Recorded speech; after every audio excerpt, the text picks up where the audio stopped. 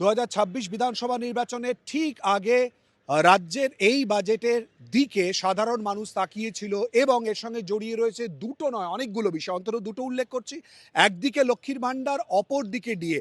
মূলত কি ঘোষণা হয় তার দিকে সাধারণ মানুষ তাকিয়েছিল, সংবাদ মাধ্যম তো বটেই। সব থেকে বড় ঘোষণা অবশ্যই করে লক্ষ্মীর ভাণ্ডার, যেখানে মূলত মহিলা ভোটকে একেবারে কেন্দ্রীভূত করার জায়গা কিন্তু তৈরি হয়ে গেল, কার্যত রাজনৈতিক মহলে বক্তব্য থেকে উঠেই আসছে। এবং তারই সঙ্গে আশা কর্মীদেরকেও ইতিমধ্যেই ভাতা বাড়ানোর কথা বলানো হয়েছে, আশা কর্মীদের মাসিক 1,000 টাকা। লক্ষ্মীর ভাণ্ডারের বড় ঘোষণা, 1,000 টাকা তো জেনারেল এবং তারা তো পেতই, তার সঙ্গে 500 করে আরও যোগ হলো, অর্থাৎ 1,500 টাকা। আবার অপরদিকে যদি আমরা যোগ করি এসসি এবং এসটি ক্ষেত্রে আরও 500 টাকা করে যোগ হলো।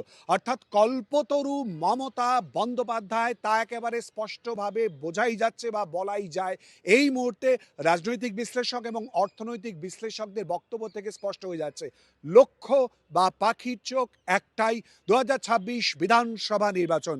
ক্যামেরায় বাপন সাহের সঙ্গে শিলাদিত্য কর, বিধানসভা এই সময় লাইভ।